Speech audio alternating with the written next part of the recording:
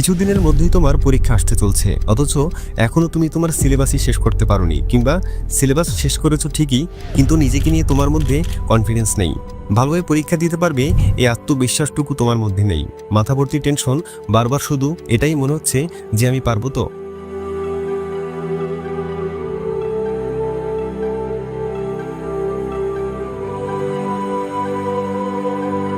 থাক, এর চেয়ে আর গভীরে না যাই। এক কথায় তোমাকে জানিয়ে দিতে চাই, তুমি পারবে। এক মুহূর্তের জন্য তুমি তোমার চোখ দুটি বন্ধ করে ভেবে দেখেছো তোমার উপর তোমার বাবা মা কতটা আশা নিয়ে বসে আছে? তারা তো এটা ভেবে বসে আছে যে তোমার পড়াশোনা ঠিকঠাকই চলছে, তাই তো তোমাকে নিয়ে তাদের এত আশা, এত এক্সপেকটেশন। কষ্ট করে মাথার ঘাম পায়ে ফেলে রোজগারের টাকা তোমার বাবা মা তোমার পড়াশোনার পিছনে ব্যয় করছে। কিন্তু তারা যদি একবার জানতে পারে যে তুমি তোমার পড়াশোনার 12টা বাজিয়ে এতদিন ধরে সময় নষ্ট করে এসেছো, তাহলে তাদের মনের অবস্থা কেমন হবে একবার সেটা চিন্তা করে দেখেছো? তাই তোমাকে পারতেই হবে। আর কারোর জন্য না হোক, অন্তত তাদের কথা চিন্তা করে হলেও তোমাকে পারতে হবে, যারা তোমার উপর এক্সপেকটেশন নিয়ে বসে আছে। আর আমি জানি তুমি অবশ্যই পারবে, কারণ ইউ আর দ্য বেস্ট। তুমি সবার সেরা। সব কিছুতে তুমি বাকি সবার চেয়ে এগিয়ে যাওয়ার ক্ষমতা রাখো। আর আজ আমি তোমাকে এটাই জানাতে চলছি যে কীভাবে তুমি আসতে চলছে পরীক্ষায় একটি টপ ক্লাস রেজাল্ট করতে পারবে, কীভাবে এতদিনে নষ্ট করার সময়ের বিপরীতে নিজের পড়াশোনাকে আবার আগের মতো গুছিয়ে তুলতে পারবে। তোমাকে বেশি কিছু করতে হবে না, শুধুমাত্র ধৈর্য ধরে আজকের এই ভিডিওটা না টেনে শেষ পর্যন্ত দেখতে থাকো। তো চলো শুরু করা যাক। তোমার প্রথম কাজ, এখনই ভিডিওটি পজ করে ফোনের ক্যালেন্ডারে অ্যাপ্লিকেশনে প্রবেশ করো। তারপর হিসাব করো যে তোমার পরীক্ষা শুরুতে আর কদিন বাকি আছে। কি হিসাব করা শেষ হলো? তোমার পরীক্ষা শুরু হতে কদিন বাকি সেটা আমি জানি না, তবে এতক্ষণে তোমার তো নিশ্চয়ই জানা হয়ে গেছে। তো এবার তোমাকে যেটা করতে হবে তা হলো একটা রুটিন তৈরি করা, যে রুটিনে থাকতে পারবে না কোনো অলসতার ছাপ, যে রুটিনে তোমার আড্ডাবাজি, ঘোরাঘুরি, ফেসবুক, ইউটিউব সহ কোনো ধরনের সময় নষ্ট করার মতো কার্যক্রমের কোনো জায়গা থাকবে না। তোমার মনে হতে পারে যে আমি এত হার্ড লাইনে কেন যাচ্ছি, কিন্তু ভাই ভেবে দেখো তো, এখন কি আর নর্মাল কোনো রুটিন তৈরি করলে হবে? এটা মোটেও কোনো নর্মাল রুটিন না। তোমার পরীক্ষা ঘনিয়ে আসতে আর বেশি দিন বাকি নেই। এখন যদি আমি তোমাকে হার্ড লাইনে পরিচালনা না করি, তাহলে বাকি নর্মাল দিনগুলোর সাথে পরীক্ষার আগের এই কয়টা দিনের তফাৎটা কোথায় হবে? তাই এই কয়টা দিন অলসের মতো সারাদিন বিছানায় শুয়ে থাকার অভ্যাসটা বাদ দিতে হবে ঘন্টার পর ঘন্টা মোবাইল চালানো থেকে। সূর্যোদয়ের সাথে সাথে তোমাকেও নিজের বিছানা থেকে উদয় হতে হবে, তারপর যাবতীয় সকল কাজ শেষ করে পড়তে বসতে হবে। সকালে তোমাকে 3 ঘন্টা মনোযোগ সহকারে পড়াশোনা করতে হবে। যে সাবজেক্টগুলোতে তুমি দুর্বল, কিংবা যে সাবজেক্টগুলোর সিলেবাস এখনও তুমি কমপ্লিট করতে পারোনি, সেগুলোকে আগে টার্গেট করতে হবে। আর যেগুলো মোটামুটি তোমার জানা আছে, সেই টপিক বা সাবজেক্টগুলো পরে পড়লেও চলবে। অনেকেরই একটা কমন সমস্যা আছে, আর সেটি হলো ব্যক্তি ঠিকই পড়ার টেবিলে বসে পড়ছে, কিন্তু আবার কিছুক্ষণ পরেই সেই পড়া তার মাথা থেকে আউট হয়ে যায়। আচ্ছা, তোমার কি পড়া মনে থাকে না? বারবার ভুলে যাচ্ছ?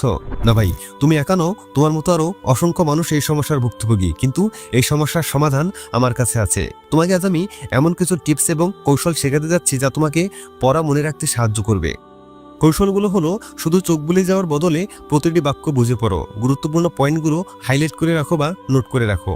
একটি পড়াকে বারবার পুনরাবৃত্তি করো। যত বেশি পুনরাবৃত্তি করবে তত বেশি মনে থাকবে। 1 দিন পর, 7 দিন পর এবং 30 দিন পর পড়া রিভাইজ করার চেষ্টা করো। নতুন জিনিসকে পুরনো জিনিসের সঙ্গে যুক্ত করো। যেমন একটি নতুন তথ্যকে তোমার পরিচিত কোনো ঘটনার সাথে কানেক্ট করো। একটির সাথে অন্যটি তুলনা করে দেখো। এটাও তোমাকে খুব সহজে যে কোনো কিছু মনে রাখতে সাহায্য করবে। ভিজুয়ালাইজেশন করতে হবে। পড়ার সময় বিষয়বস্তু কল্পনা করার চেষ্টা করো। ছবি আঁকো বা ডায়াগ্রাম তৈরি করো। এগুলোর পাশাপাশি মস্তিষ্ককে শার্প এবং পড়া মনে রাখতে তোমাকে নিজের লাইফেও কিছু চেঞ্জ আনতে হবে। পড়া মনে রাখতে শুধু কৌশল নয়, সুস্থ জীবনযাপনও জরুরি।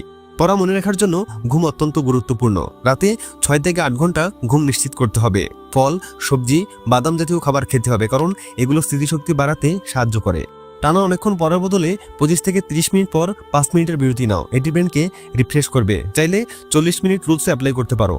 বন্ধুরা, পড়া মনে রাখা একটি অভ্যাস, এটি কোনো মিরাক্কেল নয়, বরং নিয়মিত চর্চা। তুমি যদি পরিশ্রম করো, তোমার ব্রেন অবশ্যই তোমাকে সেটার প্রতিদান দিবে। প্রতিটি ভুল তোমাকে নতুন কিছু শেখাবে। ভুলে যাওয়া মানে ব্যর্থতা নয়। যখন তোমার পরিবার, আত্মীয় স্বজন, বন্ধুবান্ধব, ক্লাসমেট, শিক্ষক কিংবা পুরো পৃথিবীর সবাই তোমার উপর নিজেদের বিশ্বাস আর রাখতে পারবে না, যখন তারা সবাই এটা ভাবতে শুরু করবে যে তোমার দ্বারা হবে না, তখন তুমি লাইফে যে কামব্যাকটা দিবে সেটাই হবে তোমার লাইফের সেরা একটি কামব্যাক।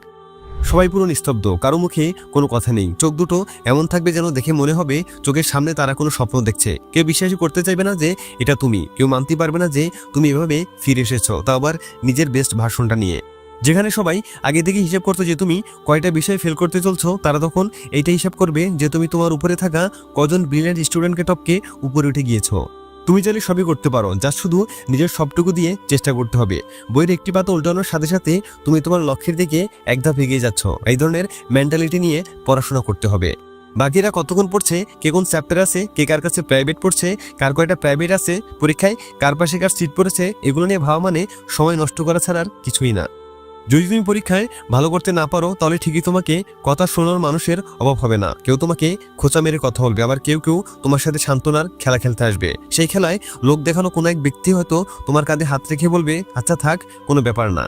কিন্তু সেই ব্যক্তি আবার তোমার বাবা মার কানে তোমার চেয়ে ভালো রেজাল্ট করা স্টুডেন্টের কথা ঘুরিয়ে পেঁচিয়ে বারবার বলবে, অমুকের ছেলে দিনে এত ঘন্টা পড়ে, এত জায়গায় প্রাইভেট পড়ে, আরও কত রকম কথা। আর এইসব শুনে তোমার বাবার মেজাজ খিটখিটে হতে শুরু করবে। বাকিরা পারলে তুমি কেন পারবে না, এইসব বলে তোমাকে রীতিমতো অপমান করা শুরু করবে। তোমাকে বকার করা কথা শুনতে হবে সবার থেকে। তাই যদি তুমি চাও যে তোমার সাথে আর কখন এমনটা না ঘটুক, তাহলে আজ থেকে নিজেকে পরিবর্তন করা শুরু করতে হবে। নিজেকে বিরত রাখতে হবে সেই সমস্ত কিছু থেকে যেগুলোর সাথে তোমার পড়াশোনার বিন্দুমাত্র সম্পর্ক নেই, যেগুলো করা শুধুমাত্র সময়ের অপচয় ছাড়া আর কিছুই না। জাস্ট শুধু এই কয়টা দিন একটু কষ্ট তো করতে হবে, তা না হলে কখনোই তুমি একটি ভালো রেজাল্ট করতে পারবে না। So my dear brothers and sister, আত্মবিশ্বাস নিয়ে এখনই শুরু করে দাও। সকল ভয়কে জয় করার এখনই তো সময়। ছোটবেলার মতো এখন আর পরীক্ষাকে ভয় পাওয়ার বয়স নেই তোমার। পরীক্ষাকে এখন আর ভয় পাওয়া যাবে না, বরং তোমাকে নিজের প্রতি কনফিডেন্স রাখতে হবে। মনে রেখো, তুমি প্রস্তুত, তুমি একাই 100। আমি পারবো না বা পরীক্ষা খারাপ হবে এমন নেতিবাচক চিন্তাগুলোকে দূরে সরিয়ে দাও। নিজেকে বলো, আমি পরিশ্রম করব, আমার সেরাটা দিয়ে আমি চেষ্টা করব। তোমার সামনে যে পরীক্ষা ঘনিয়ে আসছে তা কঠিন হতে পারে, কিন্তু মনে রেখো, রাত জেগে যারা পড়াশোনা করে তাদের জন্য সূর্য আলোকিত হবেই। তাই কঠোর পরিশ্রম করো এবং নিজের ফলাফল নিয়ে দুশ্চিন্তা করা বন্ধ করে দাও।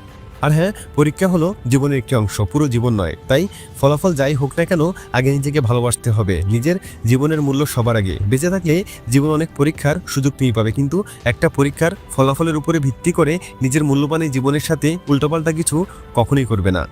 তুমি যদি তোমার সেরাটা দাও, তাহলে কেউ তোমাকে থামাতে পারবে না।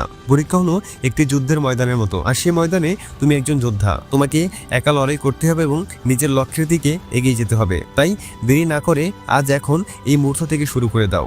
আর যদি এই ভিডিওটি একটু ভালো লেগে থাকে, তাহলে লাইক করো, শেয়ার করো এবং নগর বায়োস্কোপকে সাবস্ক্রাইব করতে ভুলবে না। Thanks for watching.